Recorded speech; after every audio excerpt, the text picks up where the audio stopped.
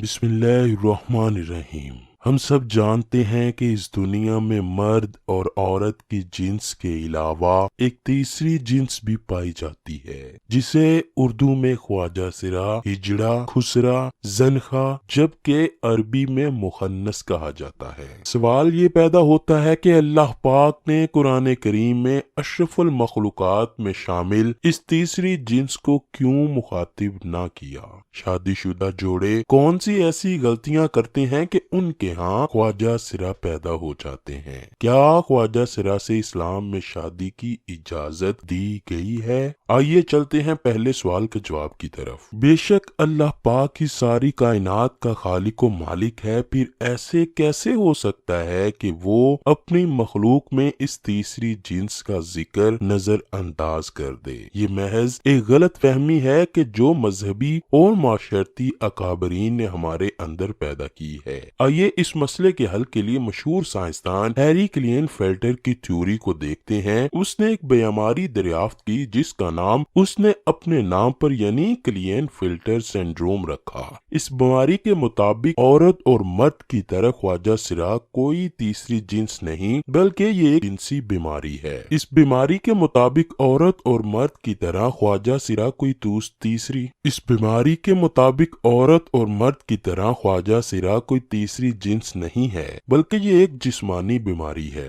अल्लाह पाक ने इंसान को मर्द और औरत के ही रूप में पैदा किया है, लेकिन जिस तरह दीगर पैदाइशी बीमारियों की वजह से बच्चा अंधा, गूंगा और बहरा पैदा हो सकता है, तो इसी तरह क्रोमोसोम्स एक्स और वाई की तादाद के अदम मुताबिकत की वजह से बच्चा की जिन्स का तयन भी नहीं हो पाता, जिससे बच्चा पैदाइशी तौर पर एबनॉर्मल पैदा हो जाता है। हर इंसान में 23 क्रोमोसोम्स के जोड़े पाए जाते हैं और हर जोड़ा 2 क्रोमेटिन पर मुश्तमिल होता है। इस तरह मजमूई तौर पर एक इंसान में 46 क्रोमेटिन पाए जाते हैं। बाज़ औक़ात क्रोमोसोम्स की तब्दीली के वक्त मर्दों में एक जायद क्रोमेटिन एक्स पैदा होता है। इस तरह मर्दों में 46 की बजाय 47 क्रोमेटिन बन जाते हैं। साइंसदानों के मुताबिक हर 500 में से एक मर्द ये 47वां क्रोमेटिन पैदा करता है और बच्चे की पैदाइश के वक्त अगर यही 47वां क्रोमेटिन जो के बाप की तरफ से XX या XY की शक्ल में माँ के क्रोमेटिन X से जोड़ा बना ले तो बच्चा पैदाइशी तौर पर ट्रांसजेंडर पैदा होता है। यहाँ ये बात वाज़ेह कर दें कि माँ की तरफ से हर सूरत में एक ही क्रोमेटिन X आता है, जबकि बाप की तरफ से X और Y दोनों में से एक ने आना होता है। लेकिन अगर बदकिस्मती से बाप की तरफ से माँ को दोनों X और Y क्रोमेटिन मिल जाएं तो फिर वो माँ के X के साथ मिलकर एक ऐसा बच्चा पैदा करते हैं जिसकी सारी जिंदगी सजा बच्चे और माँ को दी जाती है, जबकि ये तोहफा तो बाप का होता है। लेकिन इस्लामी नुक्ता नजर से इमाम अबुल फरा तरतूसी किताब तहरीमुल फाहिश में हजरत इब्ने अब्बास से एक रवायत नकल करते हैं। हजरत इब्ने अब्बास ने फरमाया कि हिजड़े जिन्नात की औलाद होते हैं। किसी ने हजरत इब्ने अब्बास से दरियाफ्त किया कि ये कैसे हो सकता है। आपने फरमाया अल्लाह और इसके रसूल ने आदमी को हालत हैज में बीवी से मुबाशरत करने से मना किया है। जब आदमी हालत हैज में बीवी के पास आता है तो शैतान औरत की तरफ आदमी से पहले पहुंच जाता है।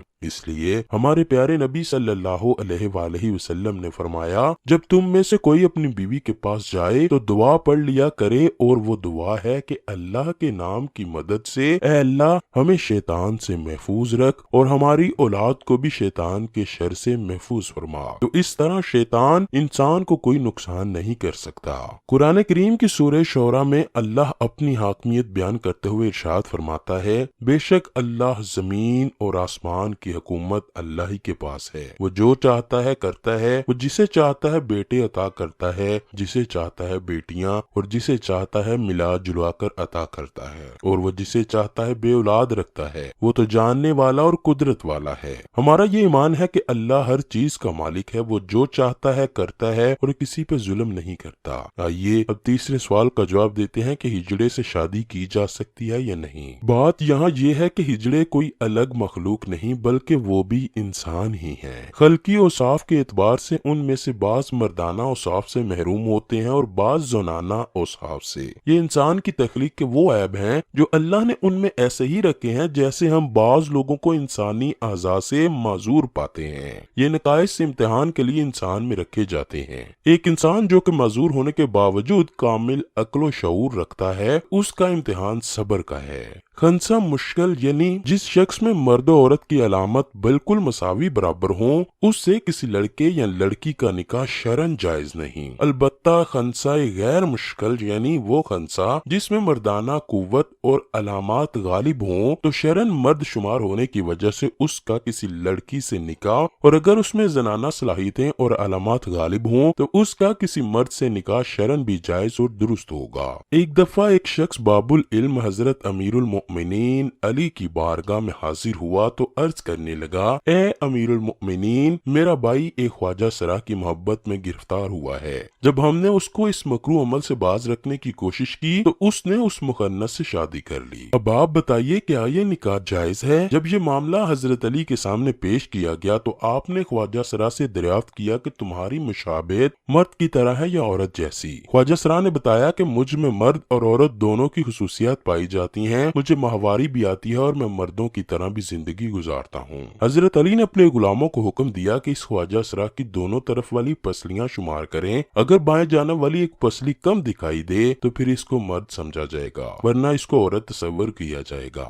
جب یہ واضح ہو گیا کہ خواجہ سرا کی ایک پسلی کم ہے تو حضرت علی نے فیصلہ صادر فرمایا اسے مرد شمار کیا جائے اور اس کے شوہر اور اس کے درمیان علیحدگی کروا دی جائے۔ اسی طرح خواجہ سرا کی وراثت کا بھی مسئلہ ہے، اگر تو وہ مرد کے مشابہ ہے تو مرد کا حصہ پائے گا اور اگر عورت کے مشابہ ہے تو عورت کا حصہ پائے گا۔ افسوس کہ ہمارا معاشرہ جو کہ اسلامی معاشرہ کہلاتا ہے، اس میں انہیں عزت و احترام نہیں دی جاتی جو کہ مرد و زن کو حاصل ہے۔ اسلام میں قدرتی طور پر پیدا ہونے والے ہجڑے بچوں کے لیے وراثت میں حصہ رکھا گیا ہے۔ اس معاملے میں سب سے پہلے والدین کو شعور دینا چاہیے کہ اگر کوئی ایسا بچہ پیدا ہوتا ہے تو اس صورت میں اسے گھر سے نکالنے کی بجائے معذور سمجھ کر معاشرے کا کارآمد شہری بنایا جائے۔ اس سلسلے میں دوسری اور بڑی ذمہ داری حکومت وقت پر عائد ہوتی ہے کہ ان پر جو کام کاج کے دروازے بند ہوتے ہیں، جن کی وجہ سے یہ سڑکوں پر بھیک مانگنے تک کے مجبور ہو جاتے ہیں، وہ ختم کی جائیں، اور اس سلسلے میں قانون تو موجود ہے لیکن عمل نہیں کیا جاتا۔